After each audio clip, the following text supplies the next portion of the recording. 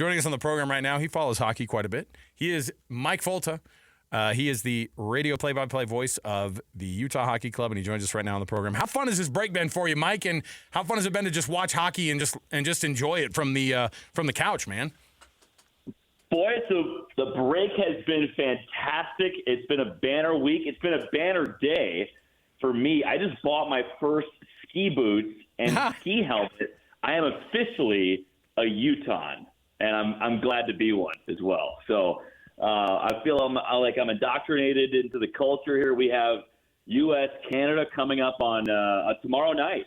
Tomorrow night, it's going to be an awesome battle between two teams that obviously hate each other from what we saw on Saturday.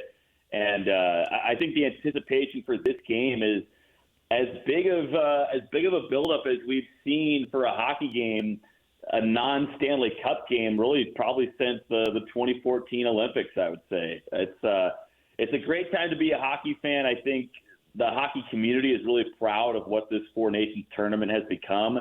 The players deserve all the credit for making it what it has been these last couple days, and it's going to be a ton of fun to tune in tomorrow. Before we continue our Four Nations conversation, I got to ask you about skiing or snowboarding. I don't want to assume which one you do. Is this the first time you've gone? He got ski boots. He got ski boots. Okay, so you're skiing, right, Mike? Yeah. You're a skier? Yeah. I mean, come on. Skiing's faster. I want my feet going downhill. I have skied before. I've actually skied in Utah before. My grandparents used to live in Ogden, so we would go to snow basins. Whoa. And once upon a time, I was like 9 years old, and I will always remember this, but I met the Australian ski team at the Snow Basin Lodge. They were signing, posters or whatever. And so I got to meet the flying kangaroos, as they're called, one day. And, but yeah, I'm a skier. The last time I skied was in 2019, Lake Placid, New York. And there's this guy standing in the middle of the slope. And I'm thinking, all right, all I got to do is, I got the whole mountain to work with. All I got to do is not hit this guy. And so I'm carving back and forth, and I start to narrow out a little bit. And I'm kind of zeroing in on this guy, realizing I'm on a beeline to collide with this individual who's just standing in the middle of the slope. And I try to bail out about 50 yards from him. Doesn't work. I sweep his leg. It's a full yard sale, sticks and skis everywhere. And he ended up being okay, but I felt bad. And that was the last time I skied. So I'm looking forward to not hitting anybody this time. Yeah, don't kill anybody, Mike. Come on. Please. Yeah, you're responsible for the people in front of you on the mountain. That's what you need to know. Just don't crash into anybody from – if you get crashed into, hey, that's payday right there, all right? But if you crash into them, that's a bad deal. So. Yeah, unless it's Gwyneth Paltrow, and then she'll beat you in court. Yeah, you'll have to go to court over that one. All right, Mike, let's get into this Utah Hockey Club. The next their last third of the season, and they went into the break on such a high. Obviously, winning those last couple of games, or winning 2 out of 3 on the road. That was huge for them, And as they start to get healthy and come back, what does the last third of this year look like in the regular season for this team? Well, it's going to look like a full sprint. I mean, 26 games to go, and these are playoff games for Utah. And really they have been for the last couple of weeks before the break as well. But these are playoff games. These are do or die, and we're going to get a really strong taste of that coming back from break when Utah takes on the Vancouver Canucks on Sunday at Delta Center, a home game. So the first 2 games coming back from break, you got the LA Kings, one of the best teams in the Pacific Division, and then Vancouver, one of the teams you're trying to chase down in the wild card race. And 2 huge games. Well, it'll give us a great starting point to see where Utah is at coming out of break. And I have high expectations for this group, largely because they're getting a big piece back in Sean Durzi. Sean Durzi is one of Utah's top defensemen. He's been out most of the year. He got hurt in the 4th game of the season. He's a very versatile defenseman. I don't know if anybody was at opening night against the Blackhawks in October, the first ever game, but Durzi had the first ever Utah Hockey Club fight in that game, so he's got a little sandpaper to his style of play as well. But he can skate, he can move the puck. He was the number 1 D-man for the Arizona Coyotes last year. He doesn't have to fill that role this year because Bill Armstrong brought in Mikhail Sergachev, but he's a great second option on that second power play unit, and he can do everything for you. He'll take care of his own end, and help get the puck up ice to Utah's skill guys in the offensive zone. And he's got a great personality, too. I think once fans kind of get to know him a little bit more, we're going to see a lot of number 50 jerseys in the crowd. He's a great player, and he's a lot of fun as well. Well, coming right out of the break, Kings on the road. You mentioned the Canucks. Obviously, 2 more games against the Canucks, the team that the Utah Hockey Club is chasing. You covered hockey a long time. How difficult is it going to be to make up that 6-point gap that they have right now between them and the Vancouver Canucks here down the final stretch? Well, the hard part of it is you don't really control your own destiny, right? And so you need a little bit of help in front of you at this point. I mean, if Vancouver wins out, like, they'll be in the playoffs and Utah won't be. But that's pretty unlikely. But you do have this opportunity here to get one back against them this upcoming weekend.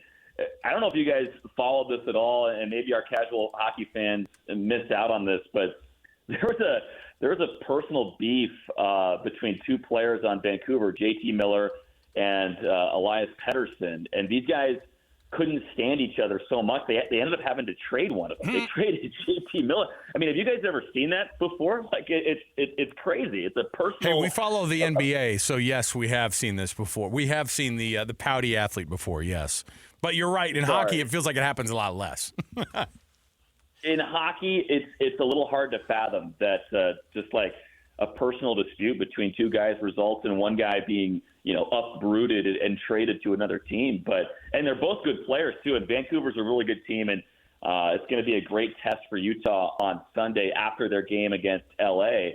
And I don't know if anybody remembers back on December 18th, Utah had a 3-2 overtime comeback win against the Canucks at Delta Center. So hoping that the Mountain Blue can replicate some of that type of heroism. Mike, one of the things that is pretty fascinating with what we've been learning about this team is just, the ins and outs of all the travel, of what these guys have to put up with. And hockey is finding quite a bit of success right now, being kind of compared to, obviously the All-Star game that happened this weekend and some of the things that people talked about. People were able to watch hockey compared to the NBA and the lack of interest in the All-Star game by the guys who are actually playing in the NBA All-Star game versus, the Four Nations tournament where these guys are blood, sweat, and tears for their country. And a lot's been talked about the culture of hockey and where that comes from. And how is it that hockey has been able to maintain just kind of this blue-collar situation despite the fact that it is still the top league of professional hockey in the entire world? I think some of it comes down to the players and the culture, like you said, but I think a lot of the credit also goes to the league for putting a Four Nations tournament together. I mean, if you ever watched the NHL All-Star game, it's not a whole lot more competitive than Team Shaq and Team Kenny, right? Like they're both pretty laissez-faire, but when you put on your country's colors, it's a whole different thing. On one end, we had what's the score of the All-Star game nowadays? Like 200 to 240. Oh, see, now they like play these mini games now, so it doesn't really. Where they have to get to 40. Yeah, JJ, well, it was last year though. To Mike's point, last year they almost scored 200 in that game. Yeah. It's like, what are we doing? Yeah, it's not a lot of defense. Well, while you've got these YouTube influencers on the court in the NBA All-Star game, you've got Connor McDavid, the best player in the world, getting laid out by Charlie McAvoy of the Boston Bruins. Charlie McAvoy, at one point, I was telling DJ and PK this, McAvoy, they showed a stat on the screen. He had 4 hits in the game, and this is like a few minutes into the first period. He had 4 hits in the game. 2 hits were on Connor McDavid. 2 hits were on Sidney Crosby. So, he had been targeting the best players on Team Canada. But that's what we have when you get U.S. and Canada together. And for the record, Finland and Sweden, those 2 countries also really don't like each other. But you don't have players fighting in the NHL All-Star game. No, this is best on best, country on country. And you heard it from Matthew Tkachuk. I believe it was after the U.S. Took down, I think it was Sweden or maybe it was Finland in their first game. But Matthew Tkachuk said they've been waiting for this U.S.-Canada game for 9 years, and they're going to be ready. And he was, and he got the Bell Center in Montreal absolutely ablaze with one of the 3 tilts in the first 9 seconds of that game. And you see what it means to both of these teams, and we're going to have fireworks again on Thursday. How big of a moment is this for the NHL, for the sport of hockey, when you have 10.1 million people watching a USA-Canada game that wasn't even the championship game in this event? It's going to be even bigger on Thursday night. Just how big of a moment is the NHL having right now with this? I think it's huge because you think of the moments and the pivot points where, like, hockey in the U.S. has grown or expanded. You think of the 1980 Olympics. You think of, there have been other games since then, but you think of American heroes, right? Like back to Jeremy Roenick and Mike Modano and Patrick Kane, TJ Oshie in the shootout against Russia in I think that was 2014. I mean, the U.S. got fourth place in the Sochi Olympics, but people still remember TJ Oshie going 8 rounds in the shootout against the Russians. And to expand the game in the States, I feel like you need these big international moments, and that's what we had on Saturday. And now everybody can get, even the casual hockey fan can get behind 3 fights in 9 seconds. Even the casual hockey fan can get behind U.S. Canada for, the championship or whatever this is for the 4 nations. I mean, that's the thing of it too. This tournament doesn't mean anything, right? It's not Olympic gold. It's a trophy in the shape of a 4. Like, the only thing that's on the line right now is bragging rights between the U.S. and Canada. And for hockey in the U.S., like, that matters. And we've seen big moments come against other countries before for the U.S., but right now, ever since the 90s, I would say, when you had those Roenick's and Modano's kind of leading the way for the States, Canada has been the primary target. And not Utah, but the U.S. is finally starting to turn the page in that rivalry a little bit. Mike, one of the things that we are also really excited about with this last part of the season here, I know that fans might have the expectation, because we didn't know any different before the team came in here, although, the team brass are kind of like, hey, look, pump the brakes on the idea that this team's going to be fighting for a Stanley Cup like this season. We do think we're going to be there, but it takes a lot of planning. When it comes to that planning and when it comes to, the offseason, how active do these general managers get? I remember somebody telling me there was a trade that happened in the offseason, I think last year, that everyone's like, I can't believe that trade just happened, or it was an offer sheet that got, signed and it was kind of pushed. And I remember thinking, well, that's kind of, this the business that gets done in every other league. Guys just get moved around and you got to find the best places for the best guys, and you got to land those. But how big of a deal it is, or how big of a deal is it to be active in the offseason for the Utah Hockey Club to be able to make that part of their success going forward? Yeah, I think as a general manager, which I've never been and certainly will never be, I could see you guys as GM. Yeah. So I could see you guys. Probably JJ. Maybe like a Jerry Jones style owner GM. Listen, for you guys. I'll cry during a press conference if it gets me a few $1 million a year. Why not? Sign Dak to an extension. Sure. All that stuff. Sure. But one thing that Bill Armstrong, the Utah Hockey Club general manager, one thing that he has said repeatedly is that a lot of these trades, they're not cooked up in a microwave, right?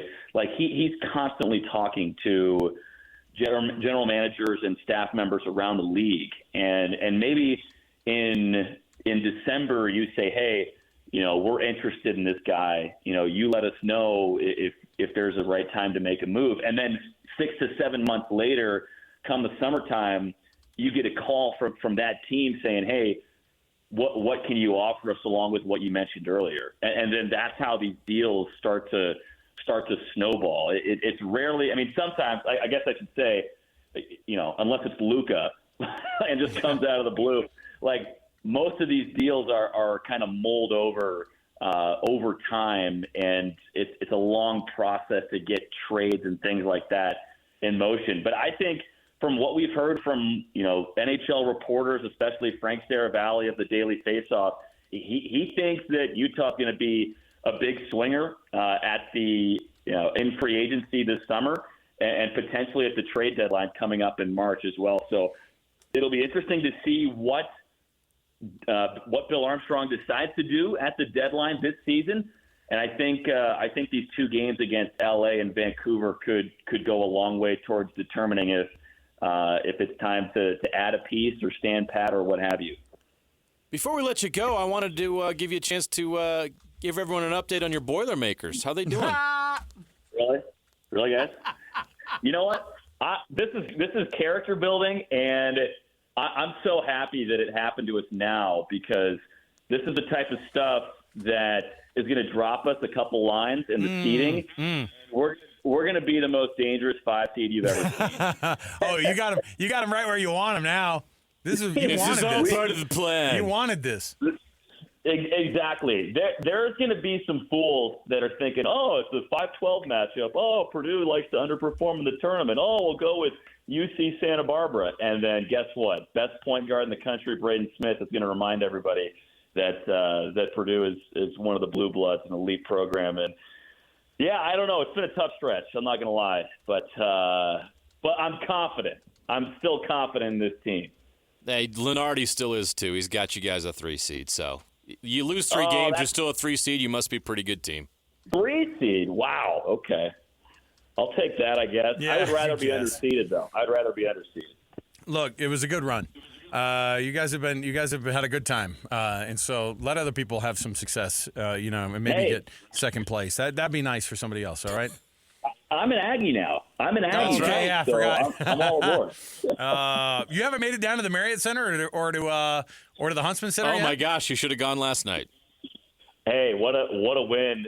I texted Adrian Denny, our pre and post guy. I was like, what a night for BYU, and then he just texted back, "Woof, Kansas," which I think is the more accurate statement. Like, that was more about Rock Chalk than it was about the Cougars. Yeah. But, That's what everybody else is saying. The only 2 venues I've been to have been the Purple Palace and the Spec. So I need to head over to the U and then and Provo as well. You got to do the whole tour. You got to do the whole thing. Well, UVU is in the lead in the WAC right now, so they could be in the NCAA tournament too. Might as well head down to what is it, the UCCU Center? Yes. That's it. Yeah. So you got a lot of homework, Mike. You got to squeeze it all in here before the end of the year, man. All that, fit all that, and you're skiing into your schedule. Good luck to you. I need to survive the slopes first. Hey, yeah. pizza and fries. Pizza to stop, fries to get going. I can stop, or I can ski. I just can't stop. That's been my thing. Oh, so all fries, no pizza. Okay, that's good. Yeah. Mike, we'll chat with you again next week, man. Have fun and with the next couple of days off, and then we'll get right back to it, man. Thanks, guys. Appreciate it. There you go. Mike Folta, radio play-by-play voice of the Utah Hockey Club. This portion of the show brought to you by the good folks at the family of Doug Smith dealerships in American Fork, Spanish Fork, and in Linden, of course. Now, if it's anything car-related, let Doug take care of it, because nobody knows cars like Doug. There you go.